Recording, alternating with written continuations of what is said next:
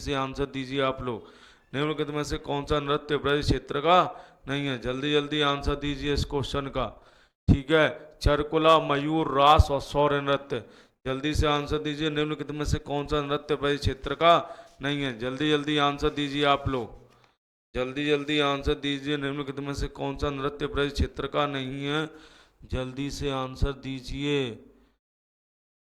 जल्दी जल्दी आंसर दीजिए आप सभी लोग, जल्दी से आंसर दीजिए इस क्वेश्चन का। चलिए जल्दी जल्दी आंसर दीजिए आप सभी लोग, जल्दी से आंसर दीजिए इस क्वेश्चन का। चलिए आइए बात करते हैं कि निम्नलिखित कौन सा नृत्य ब्रज क्षेत्र का नहीं है? चरकुला है, मयूर है, रास है, सौर है। चलिए जल्दी से आंसर दीजिए इस क्वेश्चन का। कौन सा नृत्य, आइए इधर। चलिए बात करते हैं निम्नलिखित कौन सा नृत्य जो है ब्रज क्षेत्र का नहीं है। तो देखिए चरकुला, मयूर, रास, ये तीनों ब्रज क्षेत्र के नृत्य। कहाँ के नृत्य हैं? ब्रज क्षेत्र के हैं तीनों। जबकि सौर जो है ये कौन से क्षेत्र का? सौर नृत्य। जो सौर नृत्य दिया गया है ये सौर नृत्य बुंदेलखंड का है। कहाँ का है? बुंदेलखंड का नृत्य। सौर नृत्य कहाँ का? बुंदेलखंड का नृत्य। सौर नृत्य कहाँ का? बुंदेलखंड का नृत्य सौर नृत्य। सौर नृत्य कहाँ का? बुंदेलखंड का नृत्य सौर नृत्य। सौर नृत्य कहाँ का? बुंदेलखंड का नृत्य सौर। ठीक है, चलिए अगले क्वेश्चन की वो अन्य नृत्यों की बात कर लेते। कुछ प्रमुख नृत्य उत्तर प्रदेश के, कुछ प्रमुख नृत्य दिए गए। ख्याल है, जोगनी है, कलाबाजी, कर्मा, कजरी, धोबिया, नटवरी और दादरा। चलिए जल्दी से नृत्यों की बात करते हैं। आइए, ख्याल नृत्य किसका है? ख्याल नृत्य ये भी बुंदेलखंड का। ख्याल नृत्य कहाँ का है? बुंदेलखंड का नृत्य पुत्र के जन्म के समय किया जाता है। ये कब किया जाता है? ख्याल नृत्य पुत्र के जन्म के समय ख्याल नृत्य किया जाता है। बुंदेलखंड का पुत्र के जन्म के समय किया जाता है। ठीक है, कब किया जाता है? पुत्र के जन्म के समय। पुत्र के जन्म के समय किया जाता है। जन्म के समय ख्याल नृत्य किया जाता है, पुत्र के जन्म के समय। ठीक है, जोगनी नृत्य। जोगनी नृत्य कहाँ का? अवध क्षेत्र का नृत्य जोगनी। जोगनी नृत्य कहाँ का है? अवध क्षेत्र का नृत्य जोगनी। जोगनी कहाँ का नृत्य? अवध क्षेत्र का नृत्य जोगनी। ठीक है, जोगनी कहाँ का नृत्य? अवध क्षेत्र का नृत्य जोगनी। चलिए अवध क्षेत्र का नृत्य कौन सा? जोगनी है। ठीक है, कलाबाजी भी कहाँ का है? अवध क्षेत्र का। अवध क्षेत्र का कलाबाजी। कर्मा और कजरी ये कहाँ के? मिर्जापुर के। कर्मा और कजरी कहाँ के नृत्य? मिर्जापुर के हैं। मिर्जापुर। ठीक है, मिर्जापुर के नृत्य। कर्मा और कजरी कहाँ के नृत्य? मिर्जापुर के नृत्य। ठीक है, कजरी जो है वर्षा ऋतु में किया जाता है, कजरी। ठीक है, कजरी कब किया जाता है? वर्षा ऋतु में किया जाता है। धोबिया, नटवरी और दादरा ये पूर्वांचल के नृत्य। ये कहाँ के नृत्य हैं? पूर्वांचल के नृत्य। धोबिया, नटवरी और दादरा कहाँ के नृत्य? पूर्वांचल के नृत्य हैं। धोबिया, नाटर ये कहाँ के नृत्य? पूर्वांचल के नृत्य। तो देखिए आपसे सारे नृत्य। ख्याल बुंदेलखंड का, जोगनी अवध क्षेत्र का है, कलाबाजी अवध क्षेत्र का, कर्मा और कजरी मिर्जापुर का है, धोबिया, नटवरी और दादरा पूर्वांचल के प्रमुख नृत्य। चलिए अगले क्वेश्चन की ओर चलते हैं। अगला क्वेश्चन कहता है निम्नलिखित में से कौन गंगा नदी के किनारे नहीं है? बिट्ठूर है, श्रृंगवेरपुर है, सिरसा है, नैमिषारण्य है। तो देखिए बिट्ठूर, श्रृंगवेरपुर और सिरसा ये तीनों गंगा नदी का। बिट्ठूर आपको पता ही कहाँ है? कानपुर में। और श्रृंगवेरपुर और सिरसा कहाँ है? प्रयागराज में। प्रयागराज में। ठीक है, नैमिषारण्य कहाँ है? सीतापुर में। नैमिषारण्य कहाँ है? सीतापुर में। तो देखिए बिट्ठूर, श्रृंगवेर और सिरसा ये तीनों कौन सी नदी के तट पर है? गंगा नदी के तट पर। तीनों कौन सी नदी के तट पर है? गंगा नदी के तट पर है। ठीक है, लेकिन नैमिषारण्य यानी सीतापुर ये कौन सी नदी के तट पर? ये गोमती नदी के तट पर है। गोमती। ठीक है, तो इस क्वेश्चन का सही आंसर क्या होगा? नैमिषारण्य कौन सी नदी के तट पर नहीं है? नैमिषारण्य जो गंगा नदी के किनारे नहीं स्थित है। तो इस क्वेश्चन का सही आंसर हो जाएगा। ठीक है, अगले क्वेश्चन की ओर अगले बात कर लेते प्रमुख नगरों की। देखिए वृंदावन, बटेश्वर और आगरा, यमुना। वृंदावन, बटेश्वर और आगरा कौन सी नदी के तट पर? यमुना नदी के तट पर है। लखनऊ, जौनपुर और सीतापुर ये कौन सी नदी के तट पर? ये तुम्हारी गोमती नदी के तट पर। तीनों गोमती नदी के तट पर है। ठीक है, गोरखपुर कौन सी नदी के तट पर? गोरखपुर है राप्ती नदी के तट पर। ठीक है, चित्रकूट, परेशमनी नदी। परेशमनी ना देंगे तो मंदाकिनी नदी लगा देंगे ना। ठीक है, आजमगढ़, तमसा। आजमगढ़ कौन सी नदी है? तमसा। और प्रतापगढ़ तो तुम्हें पता ही है, प्रतापगढ़ कौन सी नदी के तट पर? सई नदी के तट पर है प्रतापगढ़। प्रतापगढ़ कौन सी नदी के तट पर है? सई नदी के तट पर है। ठीक है, प्रतापगढ़ कौन सी नदी के तट पर है? सई नदी के तट पर। ठीक है, तो आप लोगों से देखिए प्रमुख नगर हो गए जो एग्जाम की दृष्टि से आपके लिए इम्पोर्टेंट हो सकते हैं। चलिए आइए अगले क्वेश्चन की ओर चलते हैं। अगला क्वेश्चन क्या कहता है?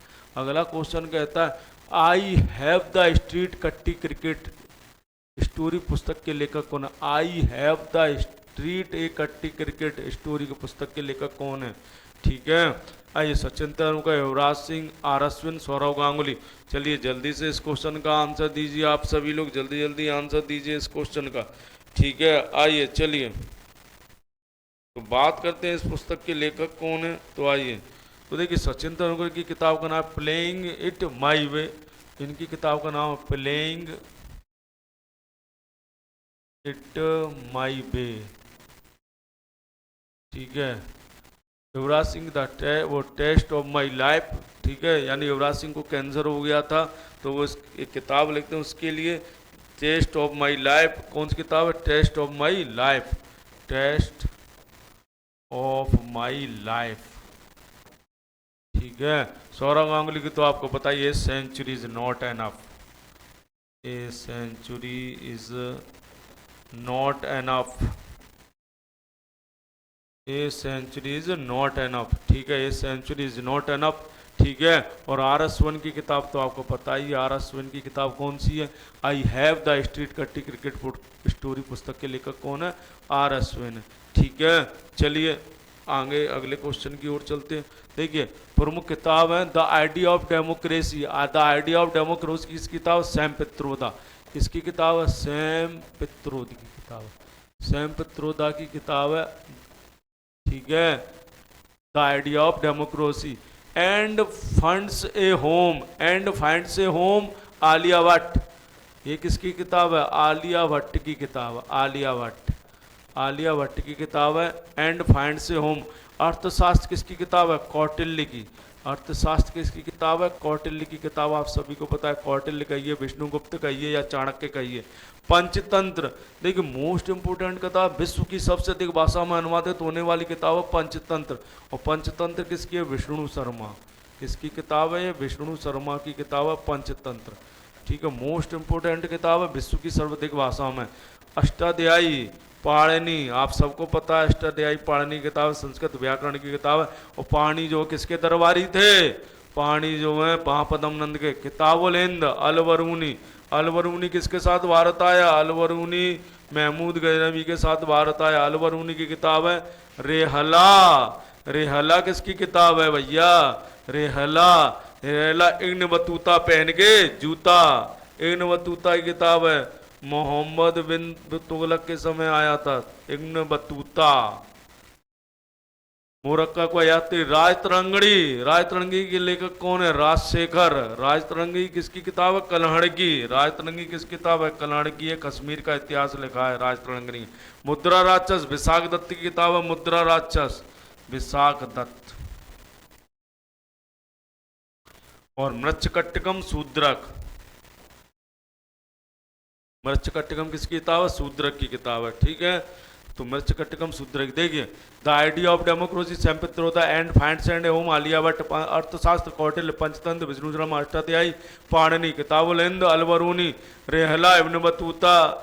राजतरंगी कल्हड़ जो कश्मीर का इतिहास बताती है। मुद्रा राक्षस विशाख दत्त की। और मृच्छकट्टकम शूद्रक की किताब है। चलिए आइए अगले क्वेश्चन की ओर चलते हैं।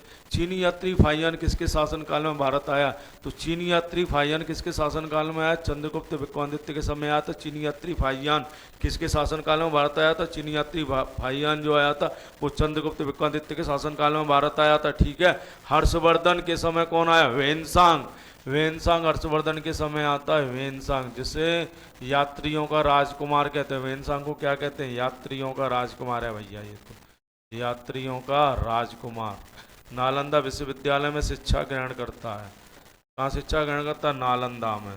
नालंदा विश्वविद्यालय में शिक्षा ग्रहण की इसने। विश्वविद्यालय में शिक्षा ग्रहण की। विद्यालय में शिक्षा ग्रहण की इसने। शिक्षा ग्रहण की। नालंदा विश्वविद्यालय में क्या ग्रहण की इसने? शिक्षा ग्रहण की नालंदा विश्वविद्यालय में। ठीक है। अलबरूनी, तो आपको पता ही है अलबरूनी महमूद गजनवी के साथ भारत आए थे, महमूद गजनवी के साथ भारत आए। चंद्रगुप्त मौर्य के दरबार में कौन होता है? मेगस्थनीज। इंडिका इसकी किताब है। चंद्रगुप्त मौर्य के दरबार में मेगस्थनीज आता है और इंडिका इसकी किताब है। अगले क्वेश्चन की ओर आइए। अगला क्वेश्चन क्या कहता है? अगला क्वेश्चन कहता है कि कालाहारी मरुस्थल में कौन सी जनजाति निवास करती है? तो कालाहारी मरुस्थल में बुशमैन जनजाति निवास करती है, बुशमैन। ठीक है, बुशमैन जनजाति निवास करती है। पिग्मी कांगो बेसन में निवास करती है। पिग्मी का निवास करती है कांगो बेसन, कांगो बेसन में निवास करती है पिग्मी जनजाति। लेप्चा सिक्किम में, लेप्चा का निवास करती है, सिक्किम में निवास करती है लेप्चा। टोडा नीलगिरी क्षेत्र में, तमिलनाडु, नीलगिरी क्षेत्र में। ठीक है, नीलगिरी क्षेत्र तमिलनाडु में निवास करती है, तमिलनाडु में। ठीक है, देखिए इसी के साथ मैं आज की क्लास समाप्त करता हूं और माफ़ी चाहूँगा, नेटवर्क में कुछ प्रॉब्लम थी, इसकी वजह से क्लास में थोड़ी दिक्कत आई। ठीक है, गुड नाइट, राधे राधे सभी को, नमस्कार।